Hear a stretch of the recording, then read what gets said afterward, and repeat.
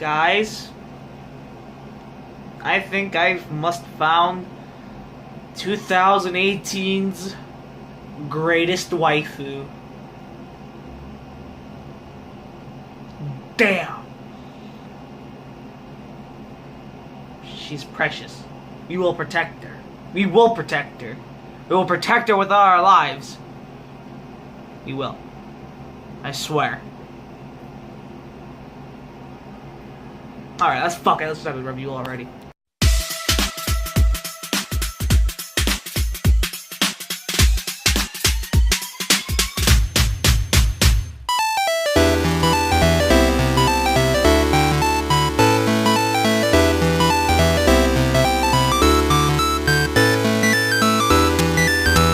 Hello people of YouTube, 'tis I once more, the Crimson Assassin, here today to give you guys my long-awaited, long-anticipated review of the anime 2018's In the FRANXXX.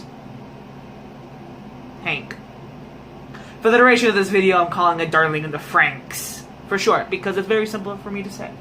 So, Darling in the FRANXXX story is quite an oddity to explain, so please bear with me. The story of Darling in the FRANXXX takes place in this post-apocalyptic version of Earth, where humanity lives in like these giant dome-looking things, where the real Earth is inhabited by calyxors, these giant freaking monster-looking things that roam around the Earth and tries to attack people and shit. So to fight these calyxors, humans pilot these robotic mechs called FRANXXX, where a male and a female pair up, and the two of them take down these calyxors, or whatever. You follow Hiro, who mistakenly, after a huge freak big-ass event, causes him to meet up with a girl with long pink hair and horns, and she named 02.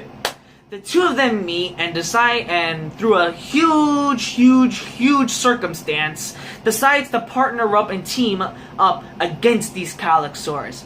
Throughout the duration of this anime, you not only follow Hiro, but Hiro's Squad 13, as they fight these calyxors, while also dealing with the various things that happen in this world, themselves, their emotions, and worst of all, the looming threats of the calyxors. That is the best way that I can describe this story, so there you go. So people of YouTube, Darling in the FRANXXX has swept this anime season as it to be the most hit or miss. To be quite honest, it is the Sword Art Online / ReZero of 2018. What I mean by that is it's a very mixed bag of an anime. Some people really love it, some people really hate it. So I tend to not really focus on what other people think, and decides to focus on formulating my own opinion about an anime. So, with that being said, I finally sat down and finished all 24 episodes of Darling in the FRANXXX. And what did I, the Crimson Assassin, think of Darling in the FRANXXX? Well, let's get started now, shall we? The animation done by Studio Trigger and A1 Pictures is fucking awesome. I mean, like, it is like god tier level of animation. Like, it looks fantastic. To Studio Trigger's obvious character designs, to the bombastic action scenes that they did, to A1 Pictures' beautiful aesthetic and art design in the backgrounds, and to also some of the various cutscenes and art and everything. It looks fucking awesome, okay? One of the most brilliantly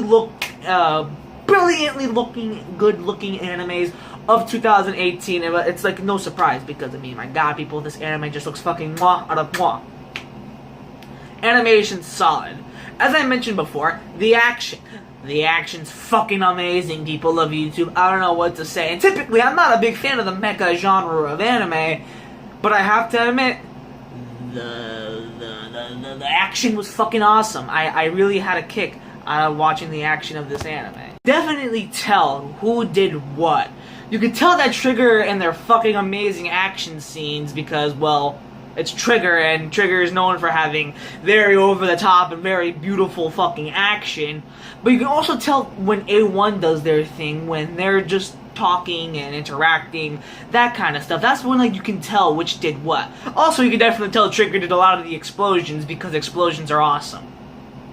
I mean, seriously, Michael Bay would have a fucking orgasm if he were to look at every single explosion that happens in this anime, because it happens a lot. There's so many explosions that it's not even funny anymore. Like, they're just a lot.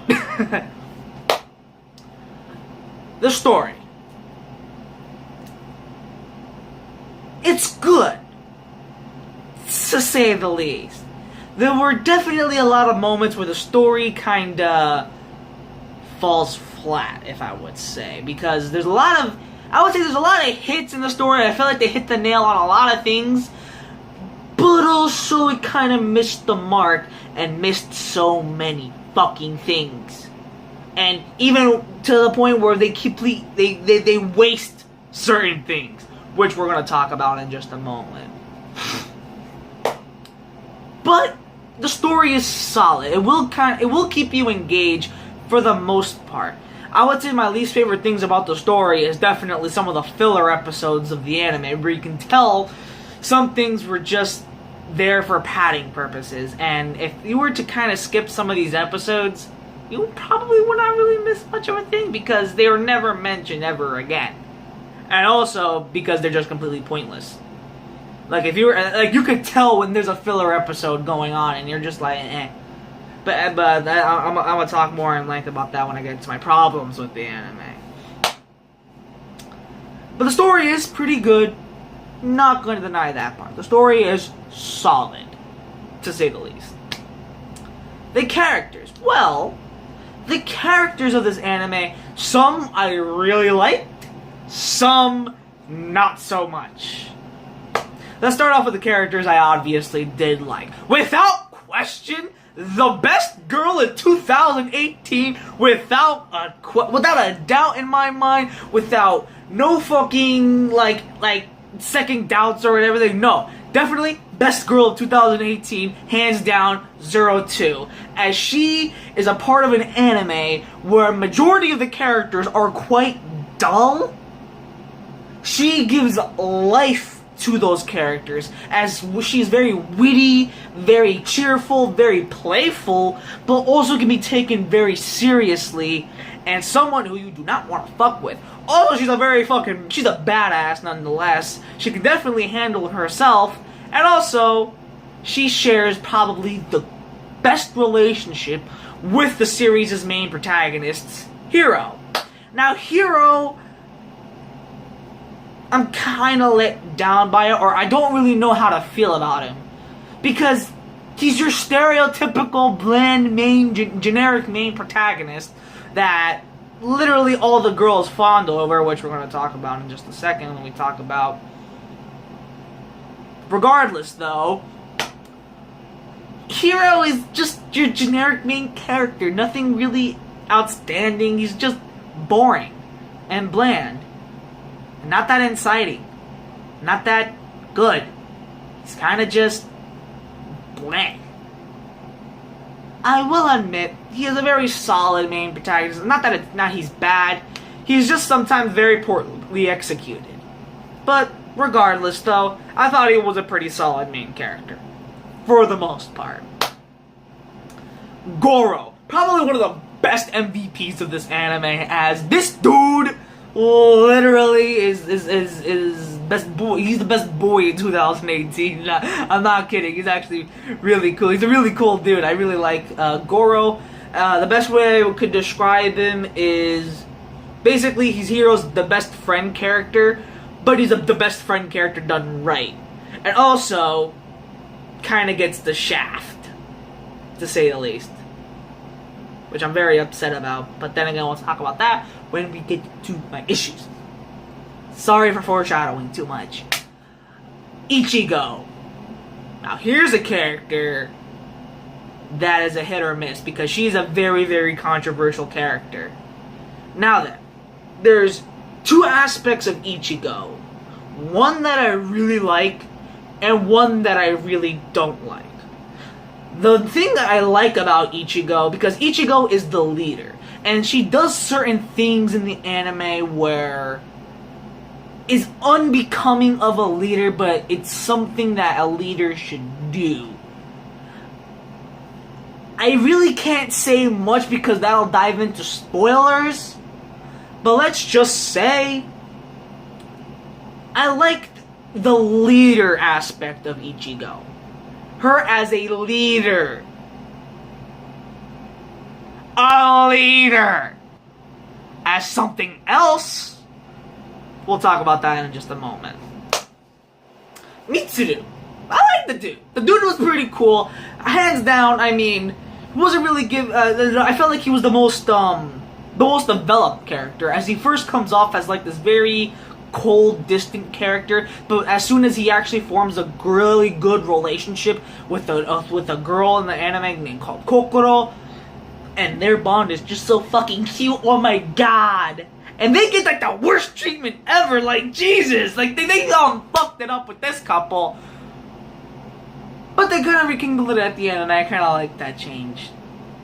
Can't say the least, but I really like what they did with her. For the most, what they did with them. Mitsuru's a good character, and so is Kokoro. She's alright, to say the least. Alright, that's it. I'm fucking done talking about some of the things I like about this anime. Let's get to the deep shit. Let's talk about some shit I don't like about Darling in the FRANXXX. And this is the main issue, the biggest issue that I have with this anime that I've been alluding to throughout the entire review. Remember when I said that I only like one aspect of Ichigo's character?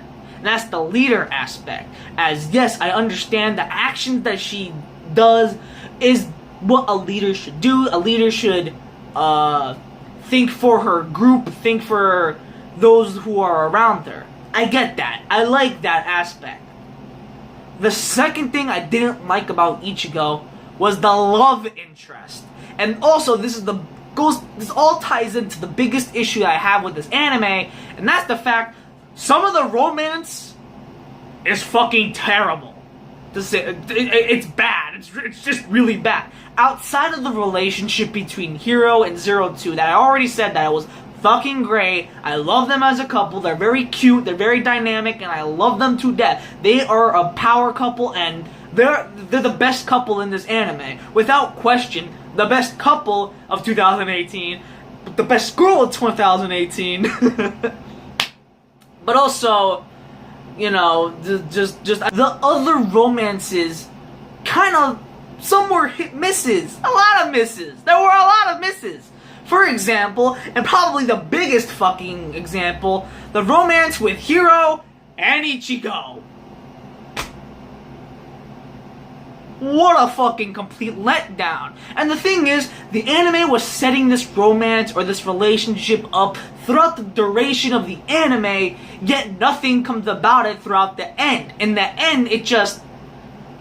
Ichigo does one thing to try to, you know, get Hiro's attention or whatever, and she does eventually confess. But after that initial confession, it's never brought up again. It's never stated again, and you just like, what was the whole point of all that setup with these two couples, and for having to be completely destroyed or never brought up ever again? Come on, dude, that's just bullshit. And aside from that, remember when I said that Goro gets the shaft? It also ties into the romance, as Goro has a certain affection for another character that goes nowhere. Same thing with about Hiro and Ichigo. He confesses his love to this character, yet it's never brought up again, and never mentioned ever again. You like where the fuck did that go? Again, you're gonna mention this romance and then not do anything with it. And also, the fat dude in Kokoro. The fuck happened to that? And I felt that the fat kid got an even bigger shaft. Well, someone. Not as bigger as Goro and those two. But my god. Wait, like the fuck? Really? It's always the fat dude. I mean, Jesus Christ. Very upset. Oh, and another thing, it involves this character. Ikuno, if I remember correctly, because she's so fucking forgettable, and and sometimes you forget that she even exists. She confesses her feelings to another character, and guess what? Same shit. Nothing. Why bother showing something when you're not gonna pull through on it? That's like, you know, mentioning. It's like, let's say you're watching a movie and a big twist happens, but then after the initial twist, nothing really changes. Nothing really changes about the fucking thing. Like, the fuck was that? Like, what was all that set up for? What was all that build up for? It went nowhere. And that was the biggest downfall. Again, like, if they had handled the romance like how they handled Hero and Zero Twos, I would have been okay with that. In fact, I would have applauded it, because there wouldn't have been not one bad couple. No, there are a lot of bad couples in this anime, and it's fucking horrible. And I guess this also kind of ties into what I mentioned about the romance, them setting things up but then not pulling through or not being mentioned ever again. Like, you're gonna tell me that, again, you're gonna give me all this build-up for what? Nothing? All this investment? All this time? You fucking kidding me? The last issue I have with Darling in the Franxx is somewhat of the ending. Now, I'm not saying that the ending was bad in any way, and you can call this a nitpick, but I felt like they gave you more questions than really a lot of answers. Like, especially with, like, all the shit that went down in the last 6 episodes of the anime. Like there was this huge fucking deal that happened, a big reveal, you know, and it's not really fully, like, disclosed on what's going on and everything, and it's kind of just, it didn't feel right. Like, it just rubbed me the wrong way. I can't really grasp it or put it into words, but if you were to see it and you were to see it and make your own opinion, I think you can kind of see where I'm coming from. But yeah, that twist kind of rubbed me the wrong way. And also, it was kind of easily foretold. Like you could have told, yeah, something was gonna happen with those guys, and yeah. Oh well. Outside of that, I really like Darling in the FRANXXX, whatever. It is a very solid anime, probably one of my favorite animes of 2018. It's a good anime. Definitely an anime worth checking out, and I will give this anime 4 out of 5. Really fucking good. Definitely check it out. If you like Studio Trigger and A1, this is right up your alley. If you want to see the best girl of 2018, go on right ahead. Because, Jesus Christ, that girl is so fucking, like, waifu. Awesome. Best girl. Anyway, people, I am done here. Now that I want to hear what you guys think of Darling in the FRANXXX. Did you like it? Did you hate it? Please leave it down in the comments down below. And stay tuned for our top 10 list in development. My next anime review, I'm probably looking into maybe checking out Hina Matsuri, or maybe some sort of comedy anime. I don't know. Leave a recommendation. What comedy anime I should watch. Also, stay tuned. I promise I'm making the top 10. I just having a really hard time picking and choosing what I want, because it's a really tough list to make for me, at least. And that's gonna wrap this video up. Till then, people of YouTube, 'tis I once more, the Crimson Assassin, saying, peace, YouTube. Take care.